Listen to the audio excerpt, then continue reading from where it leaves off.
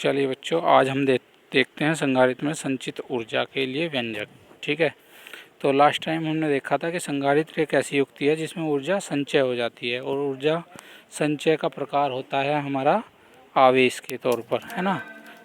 तो आवेश के रूप में जो संधारित्र है उसमें हमारी ऊर्जा संचित हो जाती है।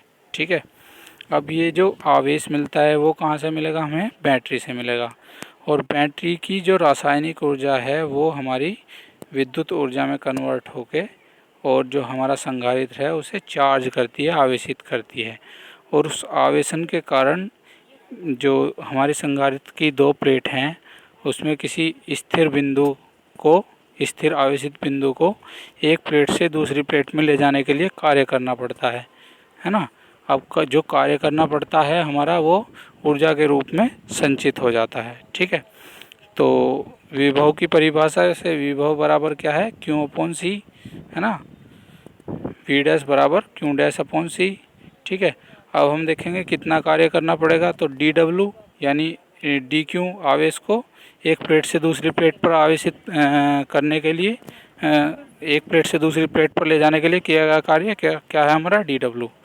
तो dW बराबर V dash dQ।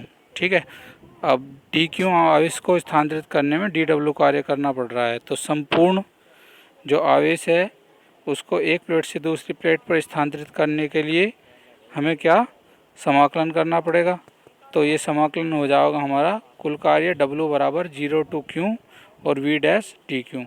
V dash dQ का मान ऊपर से रख देंगे, जो V डैश बराबर है Q डैश अपॉन सी, और ये हो जाएगा हमारा dW बराबर 0 to Q और Q अपॉन सी dQ। अब देखो C बाहर आ जाएगा क्योंकि एक कांस्टेंट है, और Q और dQ अंदर रह जाएगा। तो जब हम समाकलन करेंगे तो समाकलन मैंने लास्ट क्लास में तुम्हें बताया था, Q की पावर n+1 वाला फॉर्मूला लगेगा अपॉन n+1। तो Q की जगह बड़ा Q आ गया, और एक Q की पावर 1 है तो 1 और 1 2, तो Q स्क्वायर ओवर 2C आ जाएगा। ठीक है, अब जो हमारी स्थितिज ऊर्जा है वो किए गए कार्य के बराबर होगी।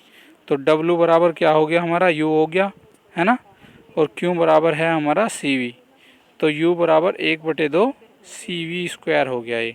ठीक है, यानी Q की जगह हमने CV पुट कर दिया फंक्शन में अपने। तो जब Q की जगह CV पुट करा तो ये आ गया हमारा U बराबर 1/2 CV स्क्वायर। ठीक है, अब देखो दूसरे तरीके से भी इसे देखा जा सकता है V के लिए, यानी Q/C की वैल्यू होगी हमारी V। तो इसे रख देंगे, तो ये आ गया U बराबर 1/2 QV। ठीक है, C कट जाएगा जो बाय में C है। ठीक है, तो इससे हमें 3 सूत्र मिले ये संधारित्र में ऊर्जा के लिए, जो 3 व्यंजक मिले। कौन कौन से? एक तो U बराबर Q स्क्वायर ओवर 2C, एक 1/2 QV और दूसरा 1/2 CV स्क्वायर। तो ये देखो, ये तीनों ही सूत्र हमारे न्यूमेरिकल के लिए बहुत ज़्यादा इम्पोर्टेंट हैं और एग्ज़ाम के लिए भी बहुत ज़्यादा इम्पोर्टेंट है, यानी इस टाइप के क्वेश्चन के आने के चांस एग्ज़ाम में बहुत ज़्यादा होंगे।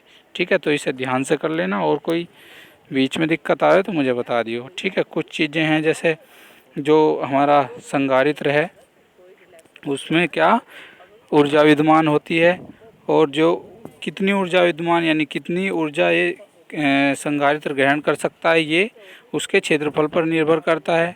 तो हमें पता है E बराबर Q अपॉन एप्सिलॉन A, है ना। तो इसलिए संधारित्र में संचित ऊर्जा भी प्लेट के क्षेत्रफल पर निर्भर करती है, उसमें अधिकतम कितनी ऊर्जा संचित हो सकती है संधारित्र में। अब देखो उपयोग क्या है? उपयोग हैं जैसे तुमने देखा होगा, जो हमारे पंखा हुए, पंखे में कंडेंसर हो गया हमारा, तो पंखे में जो कंडेंसर हो गए वो क्या काम करे? स्टार्टिंग में घूर्णन के लिए ऊर्जा कंडेंसर ही देवे पंखे को। तो अगर कंडेंसर ना लगा हो पंखे में तो वो जो पंखा है हमारा नहीं घूमने का, या मोटर जो है वो नहीं घूमने का। तो गति प्रदान करने का काम हमारा कंडेंसर करेगा। ठीक है, कोई दिक्कत आई हो बच्चों तो मुझे बता देना, मैं दूसरी वीडियो बना दूंगा। बहुत इम्पोर्टेंट वीडियो थी आपके लिए। ठीक है, ओके।